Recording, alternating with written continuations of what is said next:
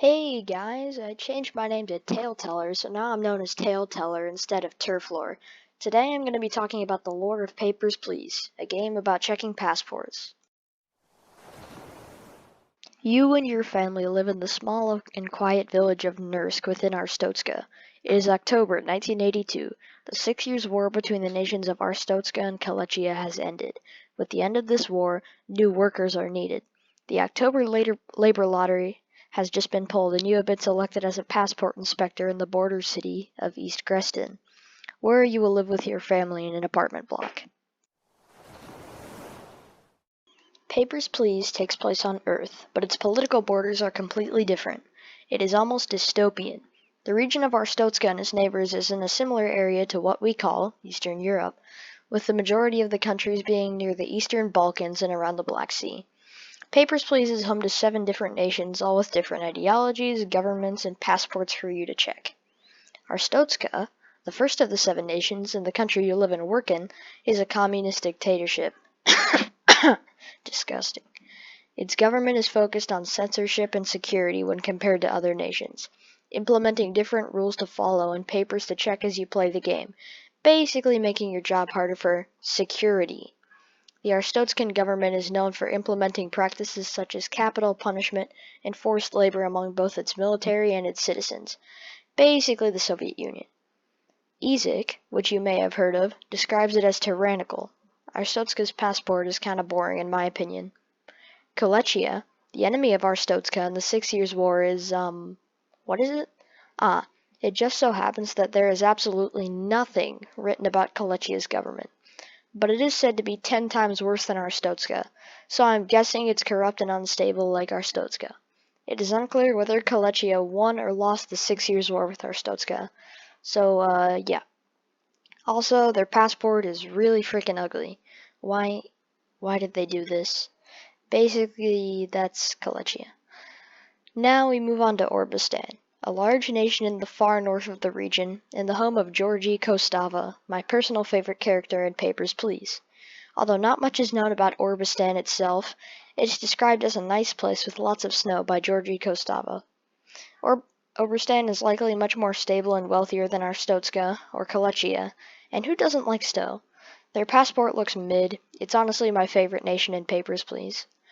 Antegria has nothing written or known about its government or country itself. Not much to say here, it's one of my least favorites. There's basically nothing known about Republia, similar to Antegria. It's one of my least favorites. Impor is one of the cooler nations in Papers, Please.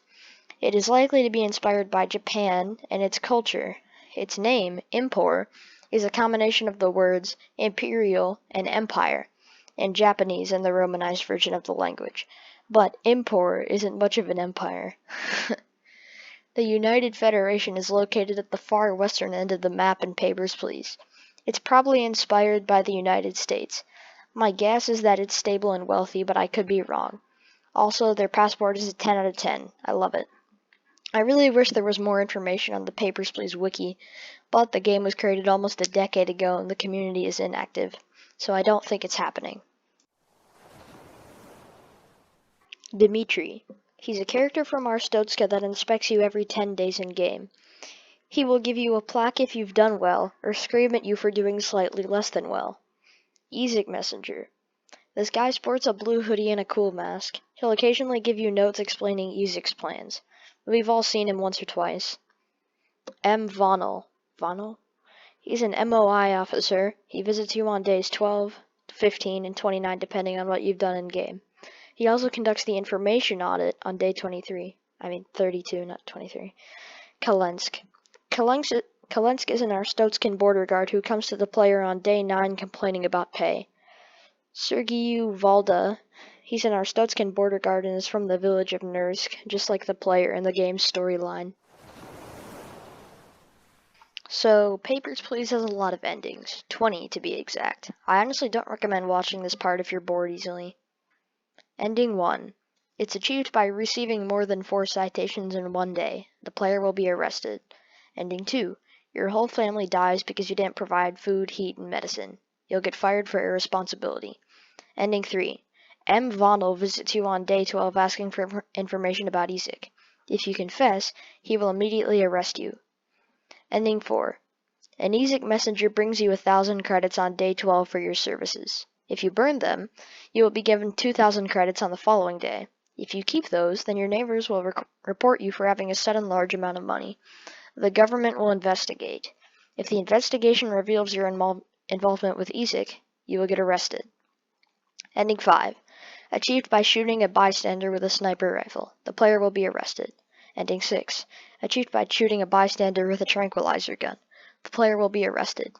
Ending 7. Achieved by shooting a guard with a sniper rifle. The player will be arrested.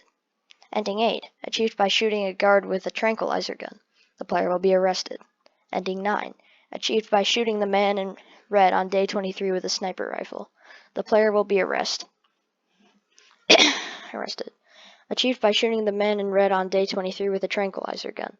The player will be arrested. Achieved if Dimitri, the inspector, finds anything unauthorized hung on your walls repeatedly. The player will be arrested. Ending 12. Achieved by detaining Shay Pirsovka on day 26. The player will be arrested. Ending 13. During the attack on day 31, the inspector shoots the lower intactor while letting the upper one live, resulting in the border wall resulting in the border wall falling. The player will be arrested for failing to defend the border. Ending 14. If the inspector shoots both EZIC terrorists, they will be audited to the next day and be executed for high treason because they will still be involved with EZIC. Ending 15. If the inspector shoots one EZIC attacker on day 31 while still letting the other blow up the wall, they will be taken hostage by EZIC. Ending 16. Achieved by deciding to escape to Orbistan alone on days 29, 30, or 31. Ending 17. Achieved by neutralizing both attackers on day 31 and then getting executed after the government discovers your involvement with EZIC. Ending 18. Can be achieved by escaping to Oberstan with your family on days 29, 30, or 31. Ending 19. Achieved by holding fire when EZIC blows up the border wall on day 31, resulting in the game ending happily and the government being overthrown. Ending 20. Achieved by not having any involvement with EZIC and neutralizing both EZIC attackers on day 31. After this, a deal with Kolechia is reached and the game ends. So those were all the endings in Papers, Please. Glory to Arstotzka. Earned by not working with EZIC at all. Hired rifle. Kill the man in red for EZIC on day 23. Member of the Order. Help EZIC overthrow the government.